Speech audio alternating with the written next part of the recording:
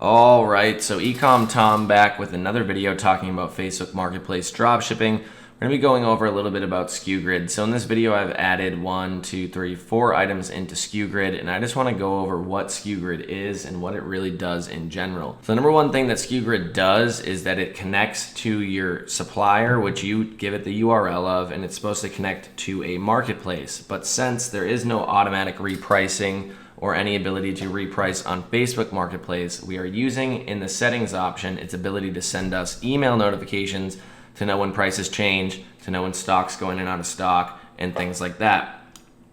So the number one thing about that is, yes, it is more manual, but because of the fact that it's more manual, it's going to deter a lot of people from wanting to do it. And if you're at least, using or utilizing SKU Grid, you're gonna have a leg up on people that are either doing this by hand or just people that, don't want to get into Facebook Marketplace dropshipping because it is more manual in general. So this right here inside of SKU Grid, if you just click on My Items when you're right here, this is called the grid. And basically what the grid is a list of all of your items. And we've already gone over adding a single item. All you do is add it. You can add in a reference ID, a supplier link. That's your link to your supplier. And then you're going to be good to go pretty much with, with what we're doing in this course. So you can pick if it's a variation or not, and it's going to tell you if it's in stock, out of stock, what its dispatch time is, and other things like that. So by default, this is what your grid is going to look like. This is called the grid, and pretty much it's going to give you the image, the reference ID, which you get to pick, which I usually like to just give each supplier a 3-letter abbreviation and then just the item number. And the item number of any supplier is usually right at the end of the URL right here. If you ever see a hashtag and then it says SKU opt, that's what SKU Grid itself is adding in for an internal reference. As you can tell, this is the white colored one. If we click on dark gray, then the number changes. That's the item number on Walmart for this one. And then if we go to espresso, it changes to this one. So that's like the item number. That's where I like to make the reference number. When you're adding a single item in, just be WAL, and then then you add in the item number. You can just copy and paste it right here. So that's what I do. It's just a way to keep track of things and know what item is which. It's not 100% pertinent. It's going to give you the title from the supplier. This is the link right here, straight to the supplier. So say you wanted the white one and you click on it and it shows up with the espresso one, then it means that you put in the link wrong or you did something wrong. It's going to pull the price, the shipping and handling, and it will go and add the item to an imaginary cart and get the shipping and handling. For Walmart, it's $0 shipping for items above $35, and if it's below $35, it's $5.99. So it has all those general rules built into it. You want to double check if it's a supplier that you're using from the suppliers list right here that maybe isn't very popular, something that we don't talk about. There's inside of the course, there's tons of different suppliers that they handle. So you want to make sure that it is handling, if you're using a more obscure supplier, that it's handling it correctly, because SKU Grid doesn't actively check for mistakes on things that are less used by less people. It really only records mistakes when people actually go out of their way to say, hey, this is messed up. So there's going to be 3 settings for stock that I know of. Green, a full green circle means it's in stock and it's good. A full red circle means it's out of stock and it's not good, or it's not in stock at all. And you may click on this item and say, hey, it actually looks like it's in stock. But if you look, then pretty much you'll see that the shipping to your home is not actually available. The scheduled delivery would take too long, I believe, but this is based off a location. So, it's using my location in Boston and saying, oh, we can deliver from Boston, but, you don't want that because, if it's available in Boston but not wherever your customer is, then that's not technically in stock where your customer is. And then there's going to be a green circle that is hollow. It's just going to be a white center with a green outline. And that means that it's in stock, but it doesn't match your dispatch time, which we'll go over in a future video. And then estimated profit and marketplace item. We don't need this because this is calculating the estimated profit based off of if it was listed to a random marketplace. And we're not going to be listing it or connecting it to any marketplaces because, like I said, you cannot connect SKU Grid to Facebook Marketplace right now. You can connect SKU Grid to Facebook Shops, but Facebook Shops cannot connect strictly or straight into Facebook Marketplace at the moment. The second that becomes available, it's going to make Facebook Marketplace dropshipping a lot easier, and it's going to be something that we definitely update inside of the course.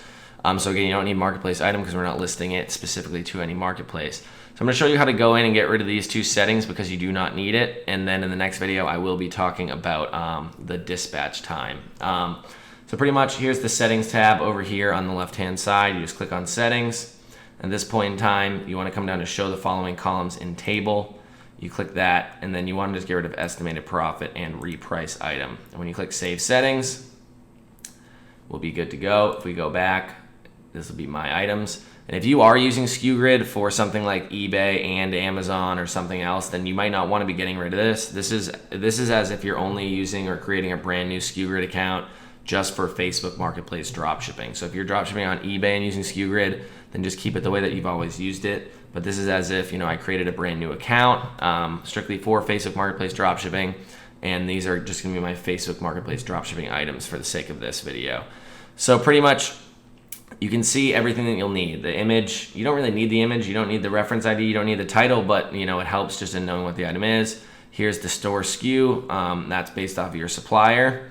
The price of it, which they're scraping, they're actively looking at this link. You say, this is the link, this is what the item is, and then it's gonna scrape it and look at the price. So if we look, it's $130.20, $130.20. It's above $35, where it says right here, free 2-day delivery. It'll say on items that are under $35, add more to your cart to get free shipping, which is over $35 on Walmart. So it knows all these rules. Again, one thing to actually really keep in mind here is that you should be adding items to your cart to see if there is added shipping charges. If you look at this Home Depot item, it's $8.98, it's a big item. It says shipping and handling is $99. Usually Home Depot is free shipping over $45, but if you look, and it doesn't even really talk about shipping here, but if you click ship to home, and then click add to cart, which I already think I have one in my cart, then if you check, it says estimated shipping is $99, and that's just because it's a massive item. It's probably gonna go freight or something like that. But if you look, the dispatch time is 5 days. So dispatch time is something that you really wanna be paying attention to for Facebook Marketplace dropshipping, because dispatch time means literally the time that it takes, basically the handling time, the time that it's estimated that your supplier will get the item out. And SKU Grid gets this number by adding it to the cart and putting it to a random address and seeing what the estimated delivery time is, October 22nd, today's October 12th. Then it'll go from there and do some estimations and say, oh, it should be around a 5-day dispatch time, which, like we have to get items out within 3 days, like we've said on Facebook Marketplace dropshipping. There's no real handling time to add to your items yet. So at this point in time, you might not want to be actually listing this item. It's gonna say, when was the supplier updated? You don't need listing repriced. We could actually get rid of this because it's not actually repricing any of the items. And then this is basically, this is the last time I checked it, and then this is the last time, or this is when you actually uploaded it. From here, you can do actions, but we don't really need to edit anything or do anything for Facebook Marketplace dropshipping. So it's pretty simple. If you want to delete an item, all you have to do is either click it right here, or you can select multiple, come up here to multi-item actions, and then go to remove and delete selected items. But I'm just going to deselect all. And pretty much, like I said, there's a lot of things SKU Grid can do, and it's a very, very powerful tool. But for the sake of what we're doing for Facebook Marketplace, we're really not going to be utilizing too much of it. So if we want to actually get rid of the listing repriced because the item isn't being repriced, again, this is strictly as if you're running a brand new SKU Grid account just for your Facebook Marketplace dropshipping items.